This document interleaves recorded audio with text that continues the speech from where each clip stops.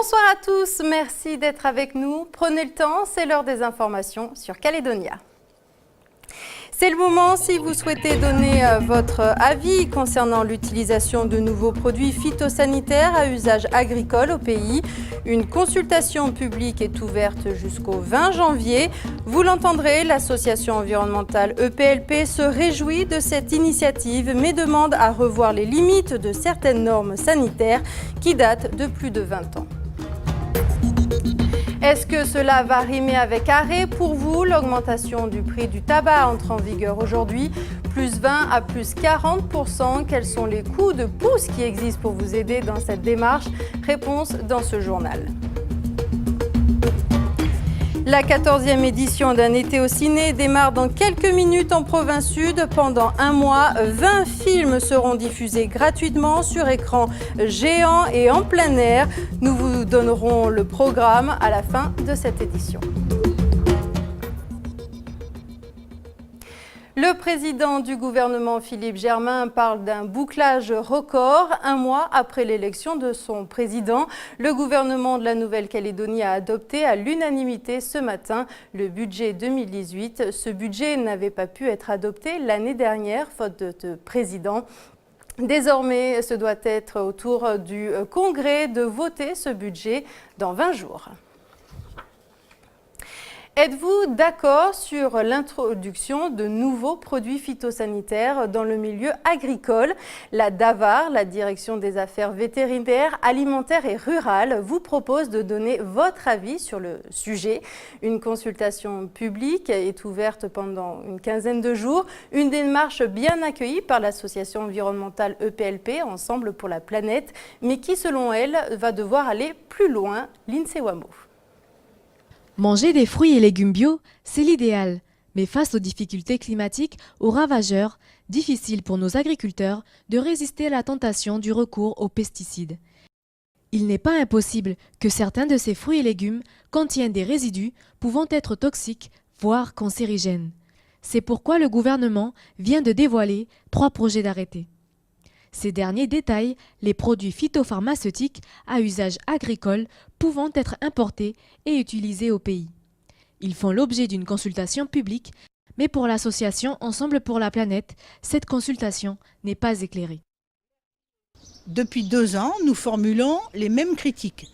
D'une part, les consultations publiques organisées ne font pas l'objet d'une publicité suffisante pour que le kidam moyen soit informé de son existence.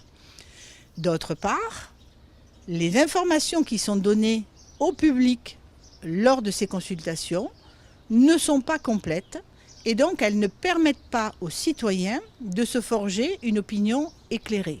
Je pense notamment aux informations liées au statut des molécules, statut cancérigène, mutagène, reprotoxique ou de perturbateurs endocriniens, ou bien de molécules toxiques, voire très toxiques pour l'environnement. Eh bien, ces informations-là ne sont pas données, ce qui empêche, à notre avis, les citoyens de se forger une opinion éclairée.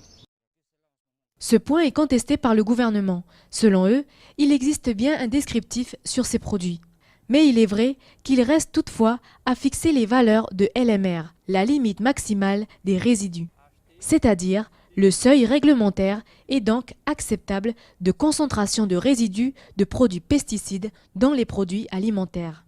En Nouvelle-Calédonie, on n'a pas de réglementation qui s'occupe de l'ensemble des produits qui peuvent être fabriqués en Australie et en Nouvelle-Zélande. L'idée pour nous, c'est d'avoir nos propres LMR, nos propres limites maximales de résidus qui vont pouvoir assurer aux consommateurs calédoniens que l'ensemble des produits importés en Nouvelle-Calédonie ne soient pas toxiques pour leur santé. Cette loi sur les LMR devrait se faire avant juillet 2018. Sachez que vous pouvez consulter cette consultation notamment sur le site de la DAVAR. Les produits phytosanitaires, c'est un sujet qui fait souvent les gros titres. En novembre dernier, la chaîne France Info publiait toute une liste de conseils pour faire ses courses, tout en évitant les pesticides, les perturbateurs endocriniens ou autres substances nocives pour la santé. On y apprend notamment qu'il faudrait nettoyer les pommes pendant un quart d'heure sous l'eau avec du bicarbonate de soude. Ce serait la méthode la plus efficace pour enlever les pesticides. L'information nous vient d'une étude de l'université du Massachusetts relayée en fin d'année. On y apprend aussi qu'à l'inverse, les oignons, avocats, ananas, aubergines et la papaye sont les fruits et les légumes les moins contaminés par les résidus de pesticides. Santé toujours, c'est une substance qui, on le sait, est dangereuse pour la santé. Aujourd'hui, le prix du tabac augmente, plus 20% sur les cigarettes et plus 40% sur le tabac à rouler. Peut-être l'occasion pour certains d'arrêter de fumer. Sachez que près de la moitié des Calédoniens fument soit de façon occasionnelle ou quotidienne, alors que nos voisins australiens et néo-zélandais sont seulement 15% à fumer. Comment les fumeurs réagissent face à l'augmentation du prix du tabac? L'INSEE WAMO est allé poser la question au docteur Marianne Pin, médecin au centre de soins addictologie. C'est l'interview du jour.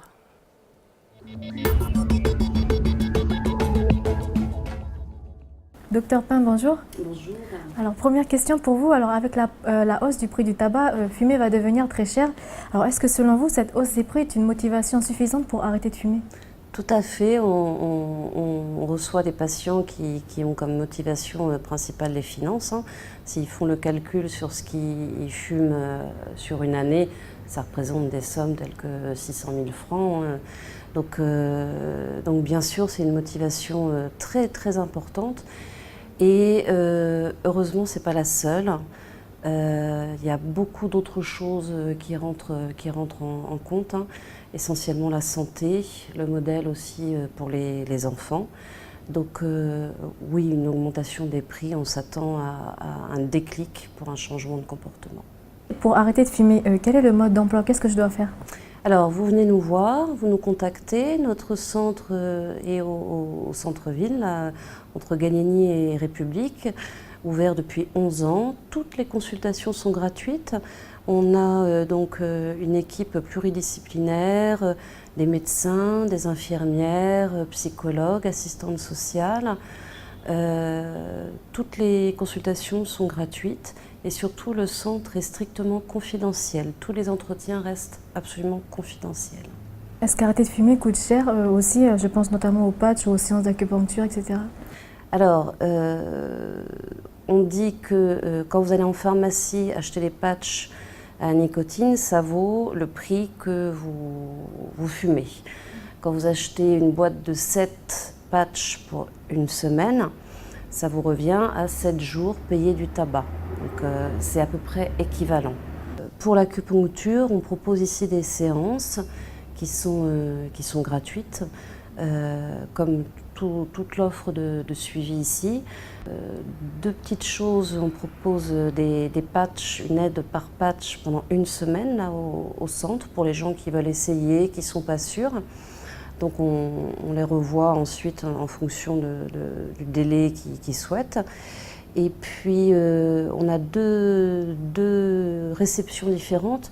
Une réception déclic pour les 12-25 ans et une réception pour les adultes à partir de 25 ans. Parce que les prises en charge ne sont pas exactement les mêmes pour les jeunes et qui seront les plus impactés par la hausse du tabac. Les gens qui n'ont pas de revenus, les gens qui sont en difficulté financière vont être le plus impactés par cette augmentation du prix du tabac. En bref, l'incendie du col des Deux Tétons n'est presque plus actif. Désormais, les pompiers sont en phase de surveillance. Sur zone, le vent et la chaleur menacent d'une reprise. Au total, 500 hectares de maquis miniers sont partis en fumée ces 6 derniers jours. Chaque année, vous êtes plus de 10 000 personnes à participer à l'événement Un été au ciné. Ça commence ce soir et jusqu'au 4 février. Partout en province sud, une vingtaine de films seront diffusés sur écran géant. Et pour nous en parler ce soir, nous accueillons sur notre plateau Romain Nimbaud. Romain, bonsoir. Bonsoir Camille. Alors, tu es en job d'été ici à Calédonia pour 1 mois et en février, tu rentreras en terminale L, option théâtre. Et ce soir, tu viens nous présenter le programme d'Un été au ciné. Exactement. Et pour vous présenter ce programme, je vous propose une façon un peu plus ludique. Je vais vous poser quelques questions, Camille. Premièrement, savez-vous comment on dit « comment ça va » en langage mignon? Alors, aucune idée. Eh bien, cela se dit « komotaki ». Car le langage mignon est un subtil mélange entre le français, l'anglais, l'espagnol et l'italien.